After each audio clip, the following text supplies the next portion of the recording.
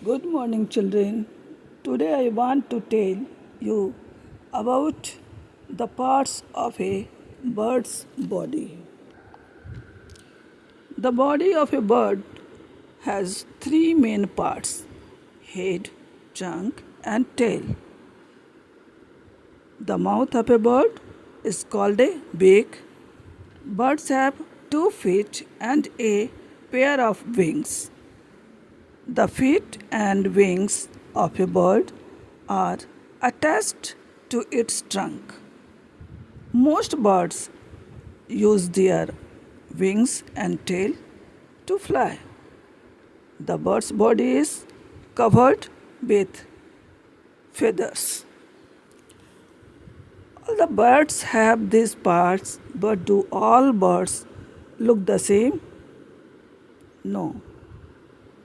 The three parts that make each kind of bird different are the beaks, the feet, and the feathers. Okay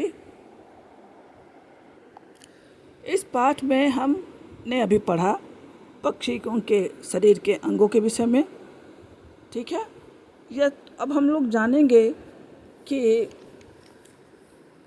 पक्षी इसका उपयोग उड़ने, खाने और घोंसला बनाने के लिए कैसे करते हैं। पक्षी के शरीर के 3 मुख्य भाग होते हैं: सिर, धड़ और पूंछ। पक्षी के मुख को चोंच कहते हैं। पक्षियों के 2 पैर और पंखों का एक जोड़ा होता है। पक्षियों के पैर और पंख उसके धड़ से जुड़े हुए होते हैं। अधिकांश पक्षी उड़ने के लिए अपने पंखों का उपयोग करते हैं। पक्षी का शरीर पंखों से ढका होता है। आप लोग सभी जानते हैं कि पक्षियों का शरीर पंखों से ढका होता है। सभी पक्षियों के अंग एक जैसे होते हैं, लेकिन क्या आपको पता है कि सभी पक्षी एक जैसे दिखते हैं? बिल्कुल नहीं। पक्षियों की प्रत्येक प्रजाति को अलग करने वाले 3 अंग होते हैं। उसे हम 3 अंगों से पहचानते हैं: बीक यानी चोंच, पैर और पंख। इस तरीके से पक्षियों की पहचान होती है।